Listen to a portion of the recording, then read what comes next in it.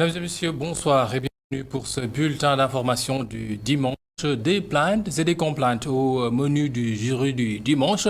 Le président du conseil d'administration de la CNTR était l'invité de Hassan Gueye et il s'est mu en avocat pour sauver mais aussi plaider pour Aminata Touré qui est en froid avec le président Macky Sall, le leader de l'Alliance pour la paix et le développement. N'a pas été aussi clair avec l'ancien chef de cabinet du la République Mahmoud Saleh qui l'accuse d'avoir voulu fomenter un coup d'État. Plus de détails avec Abdourahmane Ly. La pilule ne passe toujours pas. Thierno Lo a clairement une dent contre l'ancien directeur de cabinet du chef de l'État.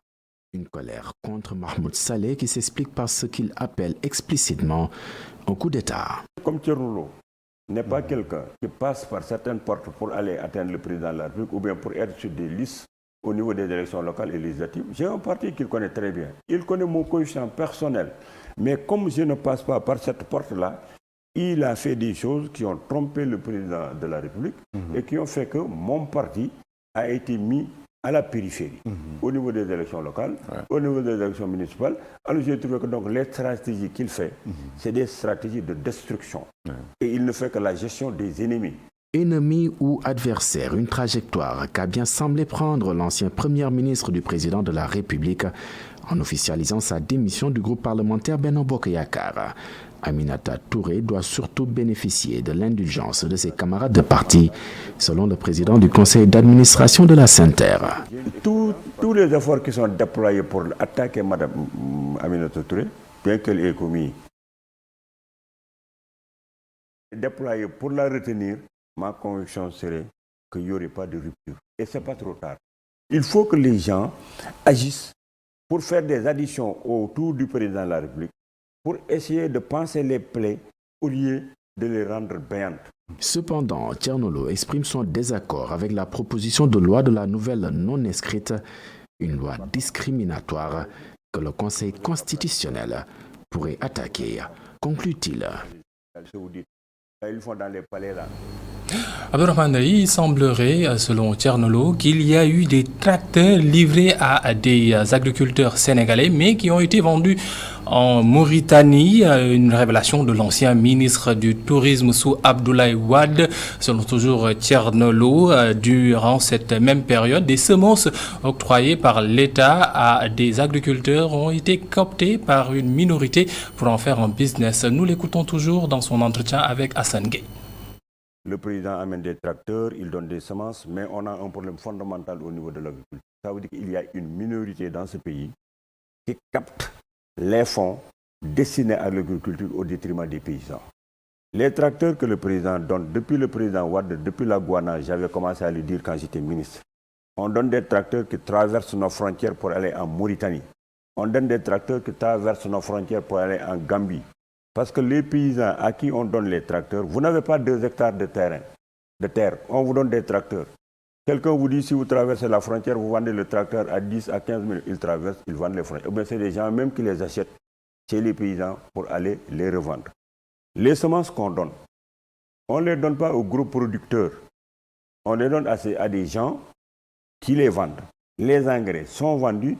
Je pense que donc il y a des choses qu'il faut revoir pour que ce secteur qui est fondamental pour notre économie soit développé. Parce qu'un pays qui ne règle pas son agriculture, qui ne règle pas son chemin de fer, n'est pas encore sur la voie du développement.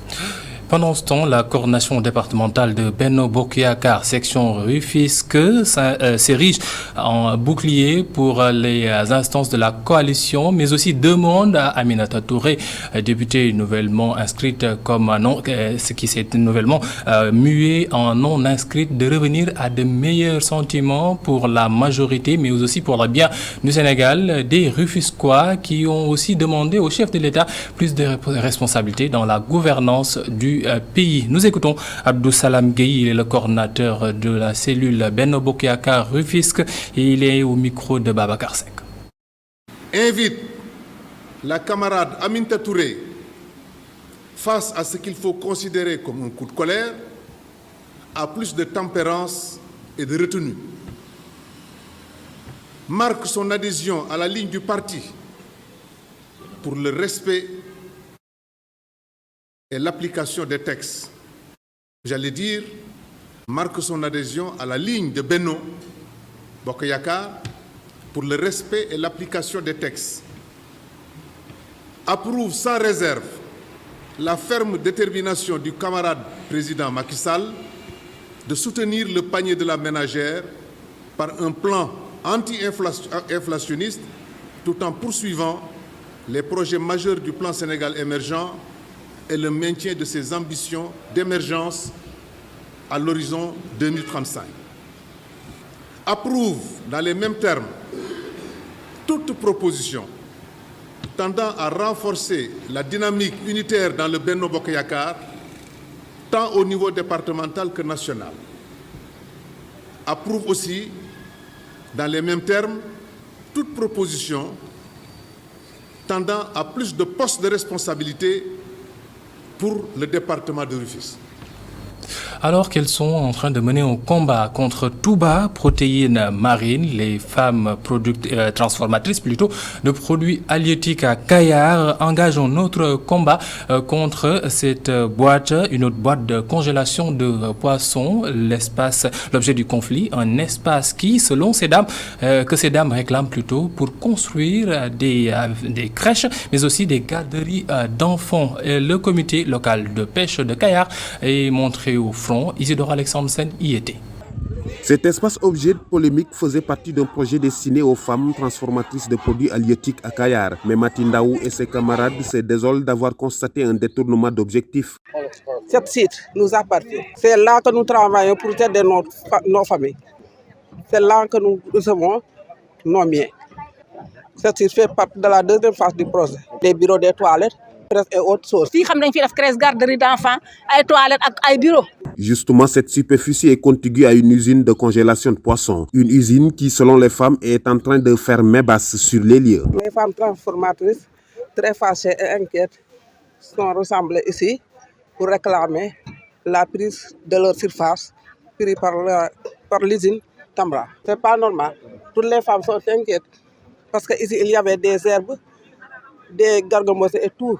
Les femmes ont tout dégagé. Ils servent aussi de refuge pour des centaines de pirogues en cas d'agitation de la mer. Moi, li seen ginaaw ay gal te ku ne xam na ni érosion côtière bi dafa wër àddina gaal yi ni su géej gi dee naqarit fii lañ daw si jëm léegi bu ñu tegee fii ab parking wala ñu tabax ka gaal yi bu géej gi naqaree nan la ñuy def dañuy continuer di compter ay ëmët ñu naan géej gi toj na gaal ya loolu duñ ko nangu. Gis nga fii même bu ko waa site de transformation bi nangu woon ni nañ ko def parking ñun mool yi ñooy jóg taxaw ni kenn du ko def parking. Parce que li tax fii dañoo parewul pour ñu defati dara si tefes gi lu yokk xataayu tefes gi. Après la bataille contre Touba Protéines Marinex Barna Sénégal, les pêcheurs de Kayar font face à un autre front dont l'objectif est de protéger un espace foncier qui leur serait octroyé depuis des années. Pas question pour le comité local de pêche de céder.